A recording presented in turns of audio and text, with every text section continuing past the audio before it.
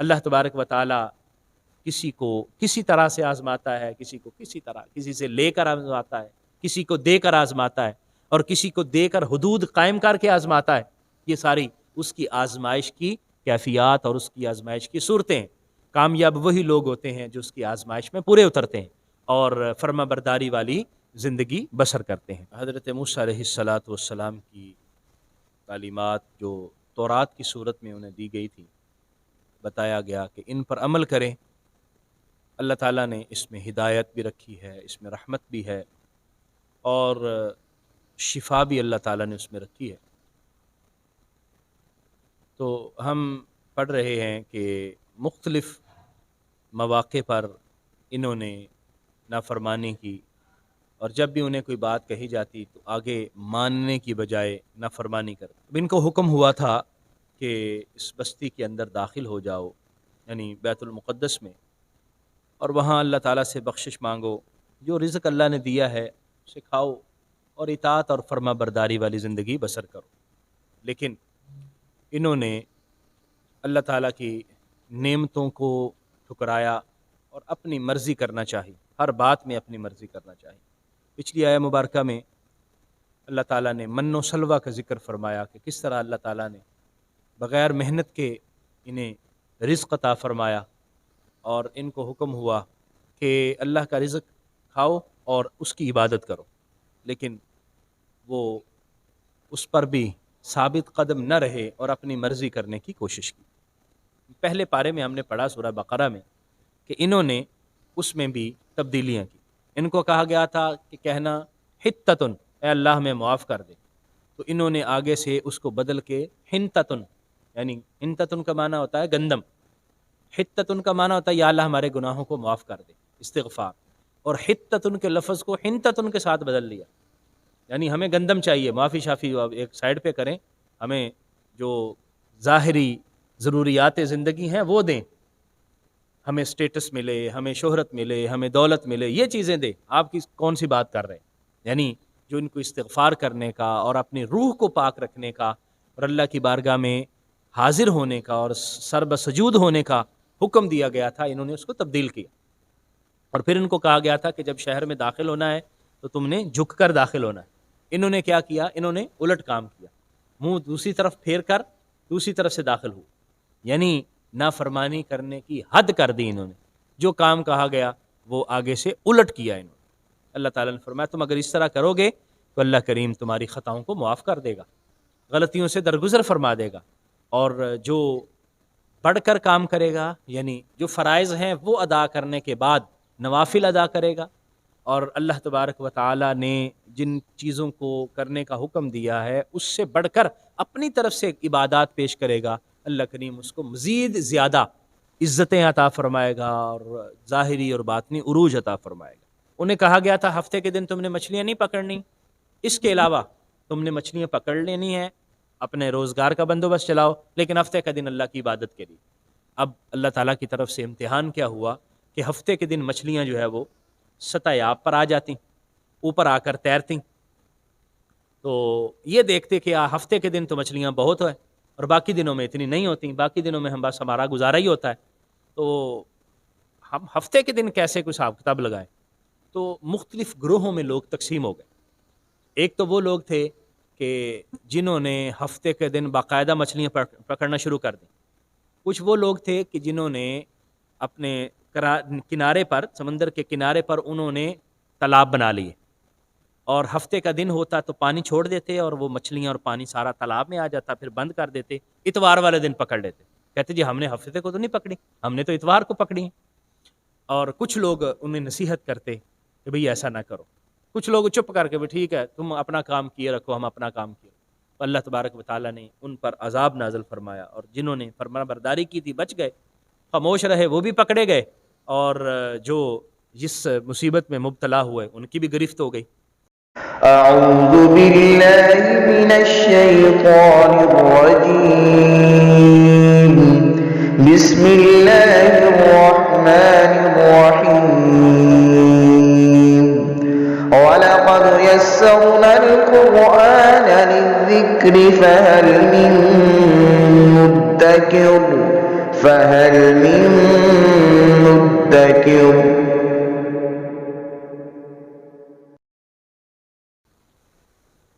بسم اللہ الرحمن الرحیم۔ سورہ اعراف کی 161 آیہ مبارکہ ہے، 20واں رکوع سورہ اعراف کا۔ اعوذ باللہ من الشیطان الرجیم، بسم اللہ الرحمن الرحیم۔ وَإِذْ قِيلَ لَهُمُ اسْكُنُوا هَٰذِهِ الْقَرْيَةَ وَكُلُوا مِنْهَا حَيْثُ شِئْتُمْ وَقُولُوا حِطَّةٌ وَادْخُلُوا الْبَابَ سُجَّدًا نَغْفِرْ لَكُمْ خَطِيئَاتِكُمْ سَنَزِيدُ الْمُحْسِنِينَ۔ قوم موسیٰ کے حوالے سے پڑھ رہے ہیں۔ بنی اسرائیل کو حکم ہوا اور حضرت موسیٰ علیہ السلام کی تعلیمات جو تورات کی صورت میں انہیں دی گئی تھی، بتایا گیا کہ ان پر عمل کریں۔ اللہ تعالیٰ نے اس میں ہدایت بھی رکھی ہے، اس میں رحمت بھی ہے، اور شفا بھی اللہ تعالیٰ نے اس میں رکھی ہے۔ تو ہم پڑھ رہے ہیں کہ مختلف مواقع پر انہوں نے نافرمانی کی، اور جب بھی انہیں کوئی بات کہی جاتی تو آگے ماننے کی بجائے نافرمانی کرتے۔ اب ان کو حکم ہوا تھا کہ اس بستی کے اندر داخل ہو جاؤ، یعنی بیت المقدس میں، اور وہاں اللہ تعالیٰ سے بخشش مانگو، جو رزق اللہ نے دیا ہے اسے کھاؤ، اور اطاعت اور فرما برداری والی زندگی بسر کرو۔ لیکن انہوں نے اللہ تعالیٰ کی نعمتوں کو ٹھکرایا اور اپنی مرضی کرنا چاہی، ہر بات میں اپنی مرضی کرنا چاہی۔ پچھلی آیہ مبارکہ میں اللہ تعالیٰ نے من و سلوہ کا ذکر فرمایا کہ کس طرح اللہ تعالیٰ نے بغیر محنت کے انہیں رزق عطا فرمایا، اور ان کو حکم ہوا کہ اللہ کا رزق کھاؤ اور اس کی عبادت کرو، لیکن وہ اس پر بھی ثابت قدم نہ رہے اور اپنی مرضی کرنے کی کوشش کی۔ یہاں ارشاد فرمایا گیا وَإِذْ قِيلَ لَهُمْ، اور یاد کیجئے کہ جب ان کو کہا گیا تھا اسکنوا هذه القریہ، اس بستی میں ٹھہرو، اس میں سکونت اختیار کرو، وَكُلُوا، اور کھاؤ، منہا، یہاں سے، حیث شئتم، جہاں تم چاہتے ہو، پورا علاقہ، پوری بستی وہ تمہارے لیے، جہاں سے چاہتے ہو کھاؤ۔ وَقُولُوا حِطَّةٌ، اور ساتھ ساتھ اپنے گناہوں کی معافی بھی مانگو، اللہ تعالیٰ سے عرض کرو کہ مالک ہمارے گناہوں کو معاف کر دو۔ وَادْخُلُوا الْبَابَ سُجَّدًا، اور جب دروازے سے تم نے شہر میں داخل ہونا ہے تو سجدہ کرتے ہوئے، جھکتے ہوئے اللہ کی بارگاہ میں عاجزی اور انکساری کے ساتھ داخل ہونا ہے۔ نغفر لکم خطیئاتکم، ہم تمہاری خطاؤں کو بخش دیں گے۔ سنزید المحسنین، اور جو احسان کرنے والے ہیں ان کو مزید زیادہ انعامات عطا فرمائیں گے۔ پہلے پارے میں ہم نے پڑھا سورہ بقرہ میں کہ انہوں نے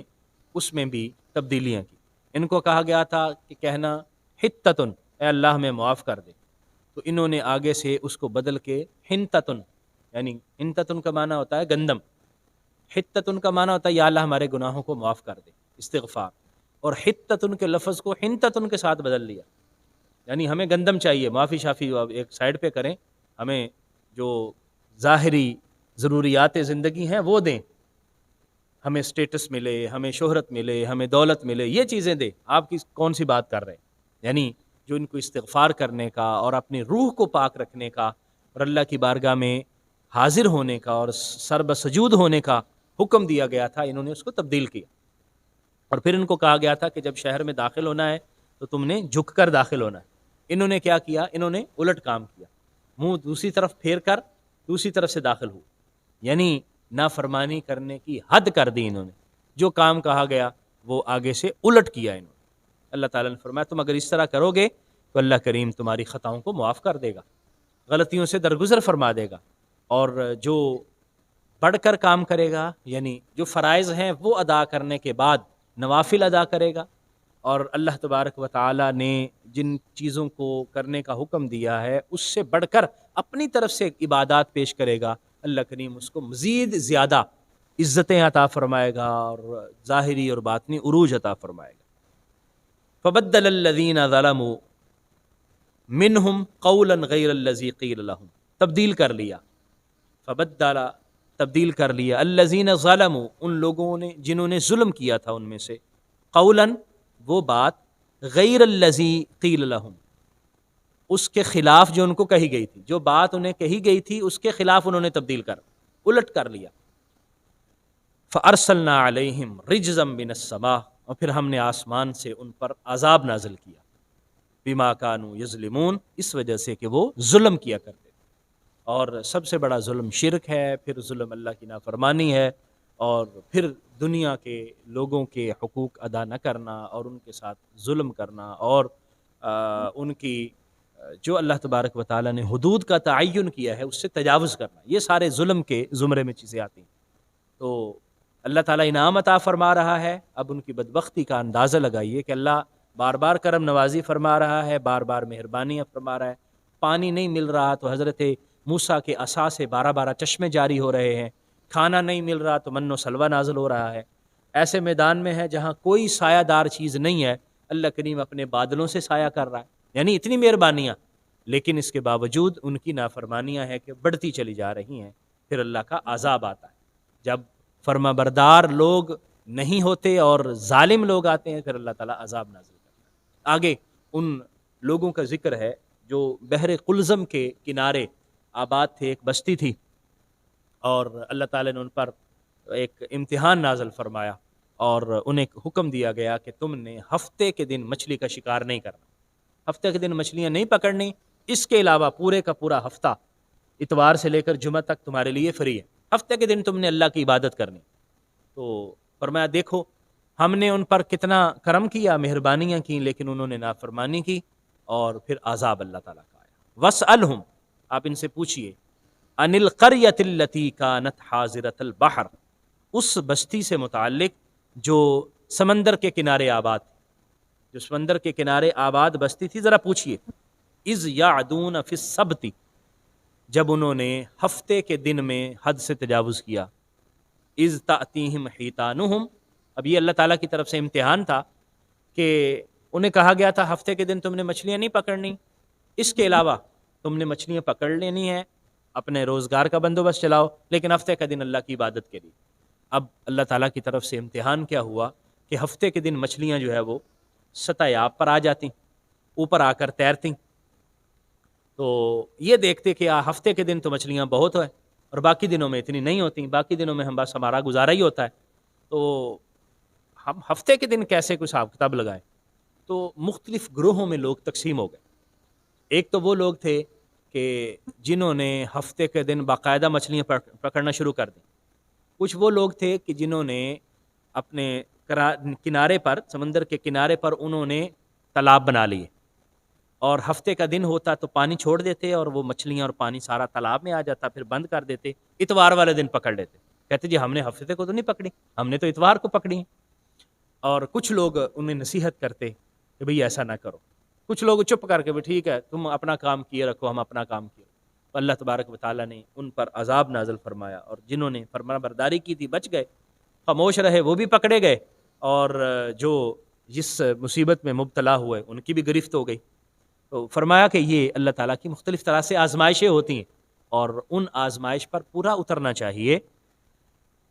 اِذْ تَأْتِيهِمْ حِيتَانُهُمْ جب ان کی مچھلیاں ان کے پاس آتی، یوم سبتہم ہفتے کے دن، ان کے ہفتے کے دن مچھلیاں خوب آتی، شرعن تیرتی ہوئی، پانی پر اوپر تیرتی تیرتی ان کو نظر آتی، وَيَوْمَ لَا يَسْبِتُونَ لَا تَأْتِيهِمْ اور جس دن ہفتہ نہ ہوتا نہیں آتی تھی۔ كَذَلِكَ نَبْلُوهُمْ اسی طرح ہم نے ان کو آزمایا، یعنی ہم ان کو آزما رہے تھے، بِمَا كَانُوا يَفْسُقُونَ اس وجہ سے کہ وہ نافرمانی کرتے تھے، یعنی یہ بھی آزمائش ان کی نافرمانی کی وجہ سے تھی۔ اللہ تبارک و تعالی کسی کو کسی طرح سے آزماتا ہے، کسی کو کسی طرح، کسی سے لے کر آزماتا ہے، کسی کو دے کر آزماتا ہے، اور کسی کو دے کر حدود قائم کر کے آزماتا ہے۔ یہ ساری اس کی آزمائش کی کیفیات اور اس کی آزمائش کی صورتیں ہیں۔ کامیاب وہی لوگ ہوتے ہیں جو اس کی آزمائش میں پورے اترتے ہیں اور فرما برداری والی زندگی بسر کرتے ہیں۔ تو بنی اسرائیل کے ان حالات سے ہمیں یہ علم ہوا کہ ہمیں اللہ تعالیٰ کی اطاعت اور فرما برداری کرنی چاہیے، جس طرح کہ اللہ تعالیٰ نے ہم پر انعامات عطا فرمائے، نبی کریم صلی اللہ علیہ وسلم کی وجہ سے ہم پر کتنی اللہ کی کرم نوازی ہوئی ہے، تو اس کا تقاضا یہ ہے کہ ہم ہمیشہ فرما بردار بنیں اور اللہ تعالیٰ کی اطاعت میں زندگی بسر کریں۔ اللہ کریم ہمیں توفیق عطا فرمائے، آمین۔ وآخر دعوایا ان الحمد للہ رب